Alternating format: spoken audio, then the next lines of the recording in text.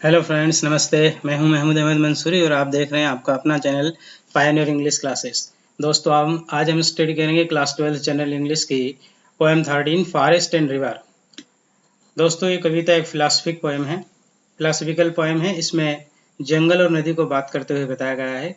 कवि इसके माध्यम से हमको मानव जीवन के अस्तित्व के बारे में बताना चाहता है। जंगल और नदी किस तरह से बात करते हैं और उनकी बात को सुनकर एक राहगीर जो कि एक व्यक्ति है उसके ऊपर इसका क्या प्रभाव पड़ता है, हम स्टेंजा वाइज इसका अध्ययन करते हैं। पहला स्टेंजा, जंगल जो है वो नदी से कहता है, I wish I were like you, said the forest to the roaring river, always travelling always sightseeing. अर्थात आई विश, काश, आई वेर लाइक यू, मैं तेरी तरह होता या मैं तेरी जगह होता। सेड द फॉरेस्ट, जंगल ने कहा, काश मैं तेरी जगह होता। अर्थात जंगल ने नदी से कहा, किससे? To the roaring river, roaring यानी कलरव करते हुए, दहाड़ते हुए, कलरव करते हुए बहती हुई नदी से कहा कि काश मैं तेरी जगह होता। तो क्या करता? ऑलवेज ट्रेवलिंग, हमेशा यात्रा करता रहता, हमेशा घूमता फिरता। ऑलवेज साइट सीइंग, और हमेशा सुंदर सुंदर दृश्यों को देखता रहता। अर्थात जंगल को जो है नदी के घूमने फिरने और यात्रा करने से जलन हो रही है, इसी को वो कहता है कि काश मैं तेरी जगह होता। अर्थात जंगल कहता है कि काश मैं नदी होता तो मैं भी हमेशा यात्रा करता रहता और हमेशा सुंदर सुंदर दृश्यों को देखता रहता। और क्या फायदे नजर आते हैं जंगल को नदी के अंदर, देखें। Next India, rushing towards the pure domain of the sea, the kingdom of water, the passionate vigorous spirit of life, the liquid turquoise of light with eternal flow. रसिंग यानी दौड़ते हुए, टुवर्ड्स यानी की तरफ जाता, द प्योर डोमेन पूर्ण शुद्ध प्रभाव क्षेत्र, ऑफ द सी यानी समुद्र का। अर्थात मैं दौड़ते हुए समुद्र के उस प्रभाव क्षेत्र की तरफ जाता है जहां केवल समुद्र का ही नियंत्रण है। द किंगडम ऑफ वाटर, जहां पानी का ही साम्राज्य है। वाटर पानी ही है, अर्थात जहां पानी का साम्राज्य है, पानी ही पानी है। अर्थात ये कहना चाहता है जंगल कि मैं भी नदी की तरह जा करके समुद्र में मिल जाता और मैं बहुत शक्तिशाली बन जाता। जिस तरह से समुद्र में पानी का साम्राज्य होता है, उसी तरह से मैं भी जब समुद्र में जाके मिल जाता तो मेरा साम्राज्य हो जाता। The passionate vigorous spirit of life, passionate यानी भावपूर्ण, विग्रस यानी शक्तिशाली, स्पिरिट यानी आत्मा, और एक भावपूर्ण शक्तिशाली आत्मा जो है उसका मुझे अनुभव होता। The liquid turquoise of light, turquoise अर्थात फिरोजा या नीलमणि, लिक्विड यानी तरल या द्रव। जिस तरह से नीलमणि को पिघलाकर द्रवित कर दिया गया हो और वो सुंदर दिखती है, उस पर प्रकाश पड़ने पर वैसा मैं भी सुंदर दिखाई देता। भावार्थ यह है कि जो है टर्कवाइज को जब पिघला देते हैं तो नीला दिखने लगता है, और हम जानते हैं कि प्रकाश के अलग अलग तरंग दैर्ध्य के कारण प्रकाश का जो है रंग अलग अलग दिखाई देता है। और जब प्रकाश की किरणें पानी पर पड़ती है तो आपने देखा होगा कभी पानी लाल, कभी काला, कभी नीला दिखाई देता है। तो अर्थात बहुत सुंदर दिखाई देता है। विथ इटरनल फ्लो, इटरनल यानी शाश्वत, सदैव रहने वाला, अमर, फ्लो यानी बहाव, अर्थात मेरा बहाव अमर हो जाता, अर्थात मेरा जीवन भी अमर हो जाता। इस तरह से इन पंक्तियों का अर्थ ये हुआ, मैं भी दौड़ते हुए शुद्ध समुद्र के प्रभाव क्षेत्र की ओर जाता, अर्थात समुद्र में जाके मैं जो है मिल जाता नदी की तरह। द किंगडम ऑफ वाटर, जहाँ पानी ही पानी है, पानी का ही साम्राज्य है, जहाँ पर भावपूर्ण शक्तिशाली जीवन की आत्माएं, अर्थात कई तरह के जीव जंतु रहते हैं एक जीवित व्यक्ति की तरह, उसमें तरह तरह के परिवर्तन होते रहते हैं समुद्र में। और मैं प्रकाश पड़ने पर, जब पानी के ऊपर प्रकाश पड़ता तो नीलमणि जिस तरह से जगमगाने लगती उस तरह से मैं सुंदर दिखाई देने लगता, और मेरे अंदर एक जो है शाश्वत बहाव आ जाता और मेरा जीवन अमर हो जाता, जिस तरह से नदी का जीवन है। अब वो अपने जीवन के बारे में क्या शिकायत करता है, अगला स्टेंजा देखते हैं। नेक्स्ट स्टेंजा,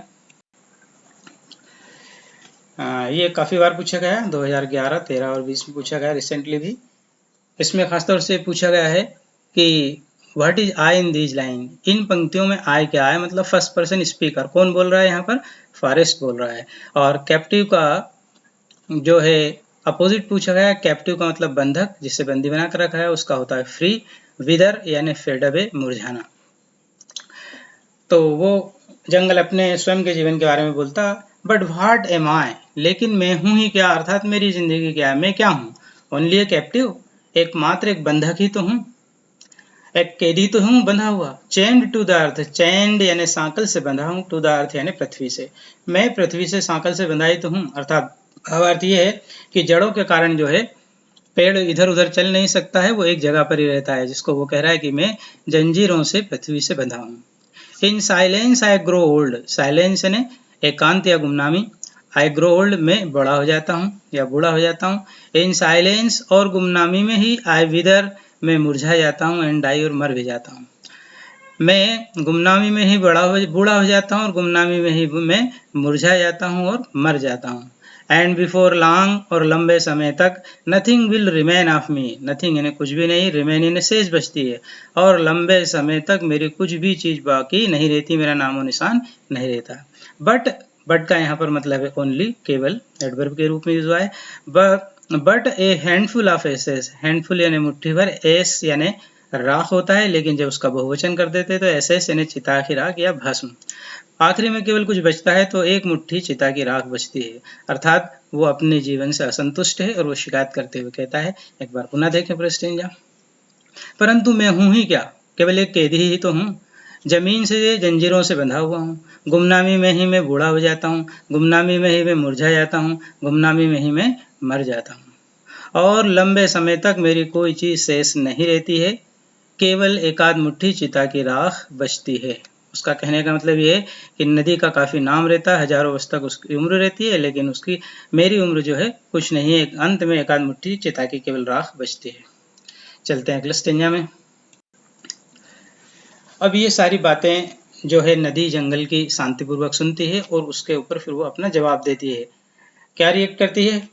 खींच कर नदी कहती है, O forest, half asleep half awake, cried the river, I wish I were you, enjoying a seclusion of living emerald, and illuminated by moonlit nights, being a mirror reflecting the beauties of spring, your destiny a new life every year। क्या कहती है खींचकर नदी?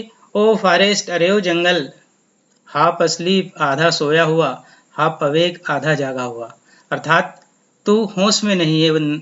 जो है नदी जंगल से कहती है, अरे जंगल तू ऐसा लगता है आधा सोया आधा जागा है, तू होश में नहीं है। क्राइड द रिवर, चीख कर नदी ने कहा, आई विश आई वर यू, काश में तेरी जगह होती, काश में तू होती। तो क्या करती? Enjoying A seclusion of living emerald, enjoying यानी आनंद ले रही होती, सेक्लूजन यानी एकांत में, ऑफ लिविंग एमरल्ड जीवित हरे रत्नों का, एमरल्ड यानी हरा रत्न, अर्थात जंगल की सारी चीजें, पेड़ पौधे पत्ती पशु पक्षी, इनको जीवित हरे रत्न कहा है, हरित रत्न कहा गया है। तो मैं एकांत में जंगल के हरे जीवित रत्नों का आनंद ले रही होती। And illuminated by moonlit nights, और इल्यूमिनेटेड यानी जगमगाती रहती, बाय के द्वारा, मूनलिट नाइट्स, मूनलाइट या मूनलिट नाइट्स यानी चांदनी रातें, और चांदनी रातों में मैं चांद चंद्रमा के प्रकाश से जगमगाती रहती। बीइंग ए मिरर, बीइंग यानी बनकर, मिरर यानी आईना, रिफ्लेक्टिंग यानी प्रकट कर रही होती, द ब्यूटीज यानी सुंदरता, ऑफ स्प्रिंग यानी बसंत ऋतु की, और एक आईना बनकर के मैं बसंत ऋतु की सुंदरता को प्रकट कर रही होती, अर्थात बसंत की सुंदरता हमको पेड़ पौधों के माध्यम से पता चलती है, तरह तरह की पत्तियां, फूल, भंवरे, पक्षी, इन सभी के माध्यम से हमको पता चलता है कि जो है बसंत आ गया है। And your destiny a new life every year, destiny भाग्य, लक, और तेरा, कहती है तेरा कितना अच्छा भाग्य है कि तुझे हर साल एक नया जीवन मिल जाता है, अर्थात पतझड़ के बाद पेड़ पौधे जो है नई हरी पत्तियां धारण कर लेते हैं। इसको नदी कहती है जंगल से कि तेरा बड़ा अच्छा भाग्य कि तुझे हर साल एक नया जीवन मिल जाता है। इस तरह से पूरा स्टेंजा का अर्थ हुआ। अरे वो जंगल, ऐसा लगता है तू आधा सोया आधा जागा है, होश में नहीं है। चीख कर नदी ने कहा, काश में तेरी जगह होती तो मैं एकांत में बैठकर जंगल के जीवित हरे रत्नों का आनंद ले रही होती, चांदनी रातों में चंद्रमा के प्रकाश से जगमगा रही होती, बसंत ऋतु में बसंत की सुंदरता को एक आईना बनकर प्रकट कर रही होती, और तू कितना भाग्यशाली है कि तुझे हर साल एक नया जीवन मिल जाता है। चलते हैं नेक्स्ट स्टेंजा में। अब नदी को अपने स्वयं के जीवन से क्या शिकायत है? जैसे जंगल को शिकायत थी, ऐसे नदी अपनी प्रॉब्लम बताती है। My life running away from myself all the time, running in bewilderment, and what is my gain of all this meaningless journey? Ah, never having a moment of calm and rest. और my life, मेरी जिंदगी क्या है? Running away from my self, run away का मतलब दूर भागना, from my self यानी अपने आप से, ऑल द टाइम यानी हर समय। और मेरी जिंदगी क्या है? मैं तो हर समय अपने आप से ही दूर भागती रहती हूँ। भावार्थ ये है कि नदी का जहाँ से उद्गम होता है और नदी हमेशा उसके विपरीत दिशा में बहती है, इसलिए नदी कह रही है कि मैं अपने आप से ही हमेशा भागती रहती हूँ। रनिंग रनिंग रनिंग इन विल्डरमेंट, विल्डरमेंट यानी घबराते हुए, और बस भागते रहो भागते रहो भागते रहो घबराते हुए। And what is my gain, gain यानी लाभ या उपलब्धि, प्राप्ति, और मुझे क्या प्राप्ति होती है किससे? Of all this meaningless journey, meaningless यानी व्यर्थ की, जर्नी यानी यात्रा, और इस पूरी व्यर्थ की यात्रा से मुझे क्या प्राप्त होता है, क्या फायदा होता है? कुछ नहीं। और बड़े दुखी होकर के गहरी सांस लेते हुए नदी कहती है, आह, नेवर हैविंग, अरे कभी नहीं होता है, ए मोमेंट एक पल भी, ऑफ काम एंड रेस्ट, काम यानी शांति और रेस्ट यानी आराम, अर्थात मेरी जिंदगी में कभी भी एक ऐसा पल नहीं आता है जब मैं एक शांति और आराम कर सकूं, शांति से रह सकूं। इस तरह से पूरा अर्थ ये हुआ। नदी जो है स्वयं अपने जीवन के बारे में शिकायत करते हुए कहती है कि मेरी भी क्या जिंदगी है, मैं तो हर समय अपने आप से ही दूर भागती रहती हूँ, बस घबराते हुए भागते रहो भागते रहो भागते रहो, और इस पूरी व्यर्थ की यात्रा से मुझे कोई लाभ नहीं होता, और मेरी जिंदगी में कभी एक ऐसा पल नहीं आता जब मैं शांति से बैठकर आराम कर सकूं। चलते हैं दोस्तों नेक्स्ट स्टेंजा में। 2009 ए सेट में पूछा गया है, no one can ever know what the other feels, who does care to ask about a passer by if he really existed और was only a shadow, now a passer by aimlessly walking in the shade comes to ask himself. अब जंगल और नदी की बात एक राहगीर जो वहां से गुजरता है वो उनकी बात को सुन लेता है, और वो बड़ा कंफ्यूज हो जाता है, वो क्या सोचता है उसको इस स्टेंजा के माध्यम से बताने की कोशिश की गई है। No one can ever know, no one यानी कोई भी नहीं, एवर यानी कभी, नो यानी जान पाता है, कभी कोई ये नहीं जान पाता है, व्हाट द अदर फील्स कि दूसरे क्या महसूस करते हैं, who does care to ask, care ने परवाह है, टू आस्क ने पूछने की, और किसको परवाह है पूछने की, अबाउट ए पासर बाय किसी राहगीर के बारे में, पासर बाय यानी राहगीर, यहाँ एक मनुष्य है जो यहाँ से गुजर रहा है और इनकी बात सुन लेता है। तो किसको परवाह है कि कभी कोई ये नहीं जान पाता है कि दूसरे क्या महसूस करते हैं, और किसी को इतनी परवाह नहीं है कि वो चलते फिरते किसी भी राहगीर से पूछे, क्या पूछे, if he really existed or was only a shadow, really यानी वास्तव में, एग्जिस्टेड यानी अस्तित्व, एग्जिस्ट यानी अस्तित्व होना, क्या उसके जीवन का कोई अस्तित्व है, are was only a shadow या वो एक मात्र छाया मात्र है, शेडो यानी छाया, अर्थात छाया का कोई अस्तित्व नहीं होता, किसी व्यक्ति या वस्तु पर जब प्रकाश पड़ता है तो उसकी छाया बनती है, अर्थात अस्तित्व व्यक्ति या वस्तु का होता है, छाया का नहीं होता है। तो यहाँ वही कह रहा है कि क्या उसके जीवन का कोई अस्तित्व है या कि वो एक छाया मात्र है। नाउ वे पासर बाय, तभी एक राहगीर, पास से गुजरने वाला एक व्यक्ति, aimlessly walking in the shade, जो कि एमलेसली यानी बिना किसी खास मकसद से, वॉकिंग यानी टहल रहा था, इन द शेड पेड़ों की छाया में, पेड़ों के नीचे, कम्स टू आस्क हिमसेल्फ, अचानक से, कम टू आस्क यानी अचानक से पूछता है, हिमसेल्फ यानी अपने आप से, और वो अपने आप से अचानक पूछता है, क्या पूछता है अगले स्टेंजा में देखेंगे। इससे पहले हम एक बार पुनः इन स्टेंजा को देख लेते हैं। एग्जाम में एग्जिस्ट का एग्जिस्टेड करके पूछा गया है, हेड वंस बीइंग यानी किसी का अस्तित्व होना, ऐसा सिनोनिम पूछा गया है ऑब्जेक्टिव में सिलेक्ट करने के लिए। पूरा ये हुआ, कभी कोई ये नहीं जान पाता है कि दूसरे क्या महसूस करते हैं, और किसी को परवाह भी क्या पड़ी है कि वो हर किसी राहगीर से चलते फिरते से ये पूछे कि क्या उसके जीवन का कोई अस्तित्व है या केवल एक वो छाया मात्र है, छाया की तरह जीवन जी रहा है।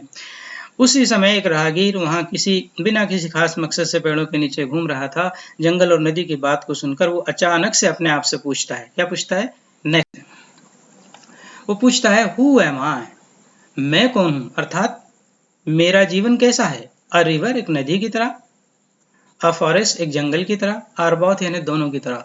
वो अपने आप में कंफ्यूज होते हुए बड़ो अपने आप से प्रश्न करता है, अपने जीवन के अस्तित्व पर खुद प्रश्न चिन्ह लगाता है कि आखिर मैं कौन हूँ, मेरी जिंदगी कैसी हो, एक रिवर की तरह हो या एक फॉरेस्ट की तरह हो या दोनों की तरह हो। रिवर एंड फॉरेस्ट यानी नदी और जंगल की तरह और नदी और जंगल की तरह। दोस्तों, ये हमारे लिए भी एक विचारणीय प्रश्न है कि हमारा जीवन कैसा हो। क्या एक नदी की तरह जो हमेशा चौबीसों घंटे काम करती रहती है, भागती रहती है, कोल्हू के बैल की तरह जो है काम में लगी रहती है, या एक जंगल की तरह जो बिल्कुल निठल्ला है, पूरे समय एक जगह ही पड़ा रहता है, आलसी रहता है। क्या ऐसा जीवन होना चाहिए, या दोनों का मिश्रित जीवन होना चाहिए? निश्चित रूप से दोस्तों, हमारा जीवन दोनों का मिश्रण होना चाहिए, नदी और जंगल की तरह होना चाहिए। अर्थात हमारे जीवन में काम भी होना चाहिए और हमारे जीवन में आराम भी होना चाहिए।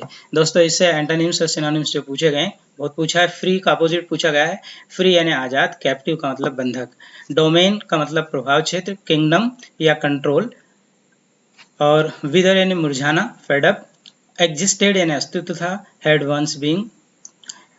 उम्मीद है दोस्तों आपको वीडियो पसंद आया होगा। यदि वीडियो आपको पसंद आए तो प्लीज लाइक करें, शेयर करें और सब्सक्राइब करें। मिलते हैं फिर एक नए वीडियो के साथ, तब तक के लिए बाय। जय हिंद, जय भारत।